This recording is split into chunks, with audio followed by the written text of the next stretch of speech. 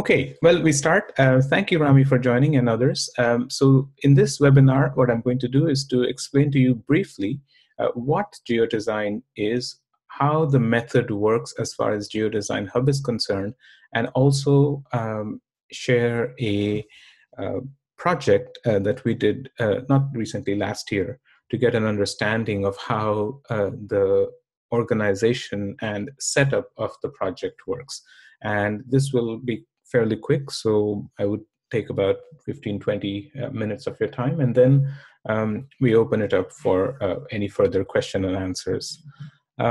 So for the people who have never experienced geodesign and Geodesign Hub, basically it is a collaborative design activity by scientists, architects, planners, engineers, and common citizens as well. So all of these people get together and do a design. And what geodesign does is basically provides a systematic way to create the design and enables them to work together. As far as I'm concerned, I first experienced this in 2014 when I was in Lisbon, attending a workshop organized by Professor Steinitz. He's over here in this picture, and I'm here.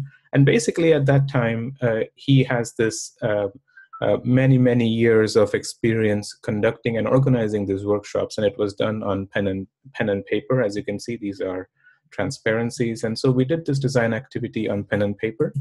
And I, at that time, was a student in UCL's Center for Advanced Spatial Analysis under Professor Carl Steinitz and Professor Mike Batty. And I decided to kind of pursue this because I was so impressed and just motivated by the method and what I experienced in that workshop that we kind of worked with Carl and started Geodesign Hub. Basically, a little bit about me. I'm originally from India, but I grew up in the US, and I have degrees from MIT and the University of Michigan. Now, like I said to you, the first workshop that I experienced was in Lisbon. And over the past 2 years after we've built Geodesign Hub, basically, we have been conducting many workshops. And these collaborative workshops are what you see in the picture here. Which is many people getting together, sometimes with one computer, sometimes with laptops for each of them, or sometimes people huddle around one laptop doing design. You can have them in one room or in different rooms online. So you can think of it like a Google Docs where one person is in one room and the other person is in another. And this is me and Carl teaching some people who are doing the workshop. And also we've done workshops where it can be done totally online. So for some projects where you have let's say a distributed type environment, you can do it either way. So you can do it in person in one room. You can have many people in many rooms, or in totally online as well. Basically, when do you use Geodesign Hub? What we have found out in the past 2 years is to use it to engage the broader community on design problems. So this could include citizens, this could include other professionals, other divisions, other departments within the organization. We have found out that it is best used when you have an early stage design kind of problem. So you use it in the earlier stages of your problem when you want to explore the alternatives. And also the thing that's most interesting is that the workflow and the method has been used very often, and if you listen to Carl's lectures and some of this work, is to develop consensus and negotiation and shared understanding of what the future should be. And of course, from a commercial point of view, it is companies use it to reduce their cost and time to design. Like I said, my name is Rishi, and Carl and Dr. Stephen Irwin, also from Harvard, are the advisors. So really the company is the three of us and others. But basically, between the three of us, we guide and support the entire process. Who is it for? We've been kind of working with government agencies dealing with planning, with local authorities, housing and infrastructure developers, architects and planners, universities and academic kind of environment. So it's been used as a teaching tool in master's program in different universities at the moment. And just a kind of a brief flavor of the kind of people who use it. We were used by the Regional Commission. Penn State uses us in their geodesign program. I put this in there because what we also are seeing now is common citizen and citizen groups basically building their local plans using Geodesign hubs. So if you have a small neighborhood and you have these people who get together and kind of want to do the plan, they are using us as well, and other, let's say, traditional design and planning companies. In this webinar, what I really wanted to give you a flavor of is how the whole process works. And it's really a 4 or a 5-step process. The first thing to do is to describe the problem. What is the design problem that we are attempting to solve? Then you do a little bit of research. Sometimes if you're dealing with people who have been working with the place for a long time, or government agencies and others, they already have that research in place. So sometimes it's a matter of just accessing existing research. Sometimes you'll have to do new studies. Then once that is done, you set up the maps and so on. And then you run the project, which is run the workshop. And then you review the designs and compare and analyze and so on. And so basically, once the workshop itself is done, all data can be taken out using the API into other tools and models and so on. The one thing that kind of I should mention about Geodesign Hub is that there is nothing inherent in it, in the sense that there are no existing models. There is no, let's say, allocation models or visualization technologies inherent in the project. It's all kind of linked from the outside. So you can think of it as like a crate of eggs, basically. So if you think about the crate of eggs, you just have to put the eggs in it. And basically all projects start as essentially empty boxes. And the boxes are provided by Geodesign. Now, how you set up the project, what goes on in the box, and so on, is essentially the project setup phase. So here you see a set of empty boxes, and this is from a study we did in Japan, where these boxes are filled by maps and data, basically, and that can be used as from GIS data or a model or any other spatial software. So to make these maps, there is a setup process. Essentially, you begin with the problem, and then you are asked to identify systems, and we help you a lot with identification of these systems. Then a legend in Excel initially is created for this map. And once you fill that out, then you can start to do the data collection and making of the map. In addition, there is certain impacts and costs that you can put in, which I'm going to show you very briefly. So you have defined the problem, defined the systems, filled out what makes the map, the index or the legend of the map, and now you're ready to make the maps. So basically, to summarize, the 5 steps of a project is to make the models, collect the data, use GIS to make the maps, upload it on Geodesign Hub, and conduct the workshop. We're doing this many, many times, and one of the case studies that I'm going to show you today is of Cagliari in Sardinia. This is a study that we did in May 2016. I will share this link with you afterwards, but basically, once you click on this link, it should take you to, I'll just click on it. If you see here, it should ask me to log in, and once I log in, it will take you to the online workshop test sandbox that is available. What I want to do here is not to go through each and every kind of portion of the workflow, but just to show you what you see in a project. So this is what the people coming in to the workshop will see. This is the site itself. That's the name of the project. Alternative Futures for Cagliari. These are all the people who are part of this project. So as I mentioned earlier, it's a collaborative activity. So you can think of it in terms of Google Docs or something similar, where many people are designing together at the same time. This is the data that's filled out. So this is the evaluation map built in GIS. And you can see that I can zoom in and out and pan and so on. It's a set of boxes that we provide kind of them to fill the maps out. And then what happens is that the participants who come into the workshop make initial diagrams. So this starts off as a blank or an empty system, and then people are asked to fill in. And as you do this workshop, you will understand that this method of putting in the diagrams, then making a design, then negotiating is essentially how it goes. You're asked to make many diagrams. So we have, anywhere from, this has about 80 or 90 diagrams, but in most workshops, we'll have about 200 to 300 diagrams. So this grid essentially fills up. As you can see, there are many, many diagrams. It's very straightforward. What we have found out is that we can train people in the software very quickly. So if I say, I want to, let's say, add a hazards. This is the hazard system, so maybe a hazard protection diagram. So I say, click on add a diagram.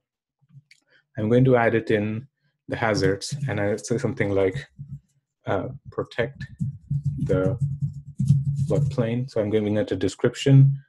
It's a project and it's a polygon. I can tell it an estimated start or end time, and then I click on add a diagram. This is Cagliari. So let's say I want to protect this area, so I can zoom and pan in. I click on edit map, and I can just add the data over here. Now, in this way, you can have basically many, many diagrams added into the software. What happens next is essentially these teams are then asked to synthesize different versions of their future. So you have an environmental team, a development team, and a government team, for example, and they will pick different diagrams and make a design. So for example, this is one diagram, this is the second design, and this is the third design. So what you're seeing here is picking of individual diagrams and then making the designs one by one. And so what happens in the second half of the workshop is basically comparison and negotiation. So you have three designs, can we get to one design? And basically that's what happens in the workshop. Now, these designs, I must note, that are made in self-interest. So basically the environmentalists make the design for them, developers make a design for them, and let's say the government people make a design for them, and we are trying to see if they can converge to an agreed design. Now, the next step is going to show you how the setup and organization of this workshop works. So first thing to do is to identify the study area. So in this case, it was the bottom third, let's say, half of the island of Sardinia and the Cagliari metropolitan area. This is Cagliari, which is the biggest city in Sardinia and, let's say, the economic capital of it. A little bit about the place. It's tourism, kind of famous for its tourism, obviously, and the beaches in Sardinia. It's got its own culture, some farming.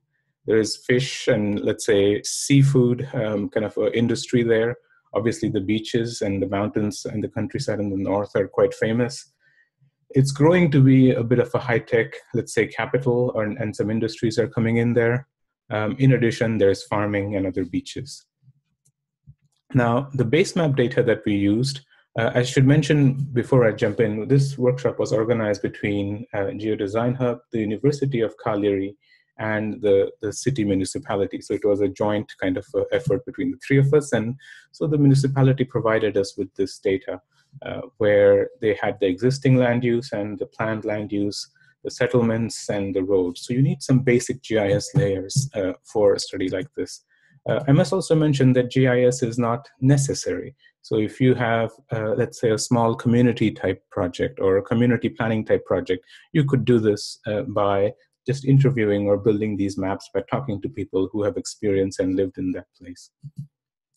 We developed the project into 10 systems. They were cultural, eco, hazards, tourism, commerce industry, agriculture, low and high density housing, transport, and smart growth. So this is a negotiation that happens between all the people who are involved in the project, experts, and so on. So if you know the area well, which sometimes obviously we don't, but we kind of rely on other people to tell us what are the 10 major systems that are at play in the area. You also define targets. For example, we need this much amount of new agriculture. So this sort of framing of the design problem in the context of hectares or some kind of a numbers, basically. You say we need to house 2 million people, or we need to ensure that we can plan for the doubling of the population, and or so on. So this sort of naming of the problem into different kind of numerical figures, they're framing the design problem. This is a picture where what they're trying to do is they have filled out the spreadsheet, as I said, and they're reviewing the data and are making the maps. So that's Professor Steinitz, that's Professor Michele Campagna, who's at the University of Cagliari, and that's the organization team, essentially. So in this case, there were some students, some professionals, and so on, but you can have fewer people as well. And once they have reviewed the data, they make these 10 maps like what you're seeing on the screen over here. So you fill out the data first, you then collect it, and then make the maps. So based on that, these maps are made. And depending on the scale and the kind of time that you can put in, it takes about anywhere from 4 to 6 weeks for one person to do it part-time. So if you have 2 people, you could do this probably in 2 or 3 weeks. So between finalizing the systems and making the maps, I would say it's about 3 to 4 weeks of time. And during that time, Carl, others guide you through Skypes or other kind of emails and so on. In addition, you are asked to then make a simple impact kind of matrix. So this is not really very sophisticated, but this gives a very, let's say, simple, fast impact analysis of the design. And if you have kind of sophisticated impact models, then you are asked to take them out of Geodesign Hub and use it in that environment. So we kind of have this notion of simple and quick within the tool, and then any sort of thing that takes time and is more sophisticated, you take it out and do it outside. In addition, you're asked to put costs for some of these things, so there's a simple cost model in it as well. Now, on the day of the workshop, basically, in this case, it was a 2-day workshop, and over time, we have found out a way to do this in many ways. So you can do a half-day workshop, you can do a 1-day workshop, you can do 2 days workshop. When we use the tool in the universities, we do it 2 hours on Monday, Wednesday, Friday, and so on. So you can structure the workshop itself in many ways. And that's really up to you as to how you want to do it. In this case, it was 2 days because we had sometimes government officials and they don't like taking more than 2 days off or even 1 day from their work for this. So this can be structured fairly flexibly. It begins essentially with an explanation of why they're here. Notice how the people are here in this room. Essentially, it's a computer lab in university. You could do it in any kind of, open conference room, or perhaps even like in a flexi working space. Basically, everybody, not everybody needs a computer, but sometimes people get their own computers. In this case, Carl and Professor Campagna are giving an introduction. At that time, I wasn't in Cagliari, but so I was talking to them via Skype, giving a tutorial. And then once this is done, which takes about, let's say, half an hour in the morning, they are beginning. Basically, here's Carl explaining the maps to them. So we give them a brief introduction of what kind of these maps are and how to go about it. Then they start beginning to draw the diagrams, and we are helping them as they draw. Sometimes people take notes, have pen and paper, so they kind of have a list of diagrams they want to draw. And here's that grid that I just showed you, and they're adding it just like what I showed you there, clicking add a diagram and adding these maps. Once these diagrams are added, then essentially you are asked to be in your, let's say, design team and start picking diagrams. And to pick that, you just have to select them in the tool. And once you select them, you get this rough, let's say, green infrastructure and agricultural plan. So you're picking diagrams from the things that people have drawn, and then you get a rough plan. You can do impacts analysis and so on. In this case, we had 6 teams, and they were metropolitan people, regional government, that's RAS, green team, the cultural heritage team, developers team, and the tourism team. And that's them. Basically, you're splitting the 30 or the 40 people that are in the workshop into different teams. And what happens then is sometimes you get 3 people on one computer, 4 people on one computer. So they're discussing and doing this together, essentially. And what they're doing now is they're building a design for their client. In this case, it's tourism. So these guys will pick diagrams for that suit their agenda, essentially. And what happens next is they're doing this very kind of fast. So by the end of day one, you could have up to 3 versions or 3 designs by each of them. So if you look at 6 teams and multiply it by 3, it's like 18, 19 designs by the end of the day. And that's how some of them look like. So just a sample of how these designs look. And you can see that they are different because they have been built for their interests. So developers obviously have focused development on this one. The metropolitan government has a bit more, let's say, holistic view, and so on. So what happens in the kind of the second half of the workshop is basically now you have 6.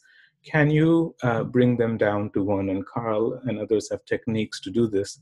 Basically, they rate each other's diagrams and then start to kind of form coalitions and try to distill from 6 to 3 to 2 to 1 and so on. And basically, that's what's going on here, where the people are down to 2 designs. 1 design is on this computer, and 1 design is on that computer, and they're negotiating to see if they can come to 1. And that's the final, let's say, stages of the workshop. And that's really what happens. And that's the existing land use, and that's the design that came out of the workshop. And all of this happens in essentially 2 days, where you have different teams coming and negotiating to form 1 design. I want to just briefly talk about 2 or 3 things that we do. Usually for companies and let's say professional clients, we offer support. So if you know how to do this workshop, which a lot of the people who take the workshop get confident in it and can do it, so we offer them support. The tool itself is very, very, let's say, reasonable and nominal. So if you know everything about the tool and you can do the workshop and set it up, it's 500 euros, $500, around that range. So it's very, very, let's say, cheap to use the tool itself, but you probably need some training and support. And in addition, for companies, we provide training on how to manage a project, how to run the project. There is a very elaborate API around the tool, so you can integrate external models, land use models, and so on if you have them. And so we provide trainings for the developers, and also obviously training on how to run and use tips on how to do the workshops and so on. And finally, webinars like this are conducted very regularly.